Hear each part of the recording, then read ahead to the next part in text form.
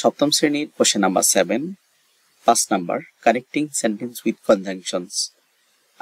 Conjunction দিয়ে কিভাবে বাক্য কানেক্ট করব এবং কনজাংশন গুলো আমরা চিনব বাই ইটস ফাংশনস।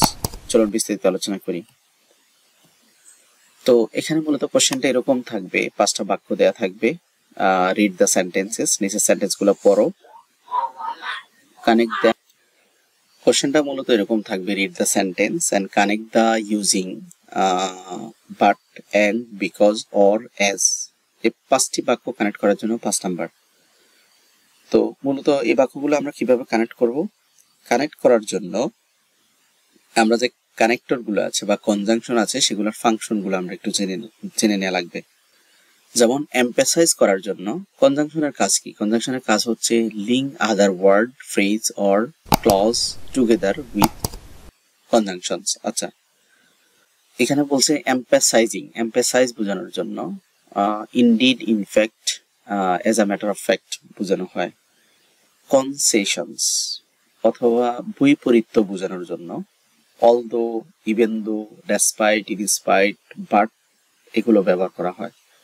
সামারি ব্যবহার করার জন্য, সামারি বোঝানোর জন্য in short, in a nutshell, to sum up এগুলো ব্যবহার করা হয়। কন্ডিশন বোঝানোর জন্য if, unless, as long as বোঝানো হয়। কনসিকুয়েন্স ফলাফল বোঝানোর জন্য therefore, thus, so as a result ব্যবহার করা হয়। চয়েস বোঝানোর জন্য or, neither nor, either or এগুলা বোঝানো হয়। আর রিফর্মুলেটিং এগুলা ব্যবহার হয় না। এডিং অ্যাড করার জন্য আমরা জানি যে and, but, and, moreover, furthermore, also, beside এগুলা ব্যবহার করা হয়। এরপরে এক্সপ্লেনিং মানে কোনো কিছুর কারণ ব্যাখ্যা করার জন্য সিন্স, অ্যাজ বা বিকজ ব্যবহার করা হয়। তো এখানে কিছু কন্ডিশন, এখানে কিছু কনজাংশন আছে। মূলত বেশিরভাগই আমাদের ব্যবহার করা হয় and, but, or, because, so, for, as.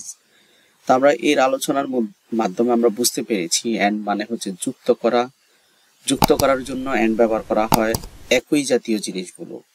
But হচ্ছে বৈপরীত্য বোঝানোর জন্য, অর হচ্ছে বিকল্প থেকে বেছে নেওয়ার জন্য, বিকজ হচ্ছে কারণ ব্যাখ্যা করার জন্য, সো হচ্ছে ফলাফলের ক্ষেত্রে ব্যবহার করা হয়, ফর হচ্ছে জন্য, তারপর হচ্ছে অ্যাজ যখন বা যেহেতু, এক্সপ্লেনিং দ্য ম্যাটার বোঝানোর জন্য অ্যাজ ব্যবহার করা হয়। তো চলুন আমরা এক্সারসাইজ করি।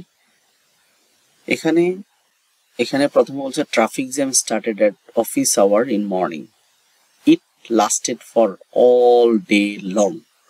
তো এখানে বলছে, এখানেও কিন্তু একই তথ্য দিয়েছে যে এখানে ট্রাফিক জ্যাম শুরু হয়েছে অফিস আওয়ারে, এটা দীর্ঘক্ষণ থাকবে, এটা বলতে ট্রাফিক জ্যাম। একই বিষয় যেহেতু আলোচনা হয়েছে, সো এন্ড হবে।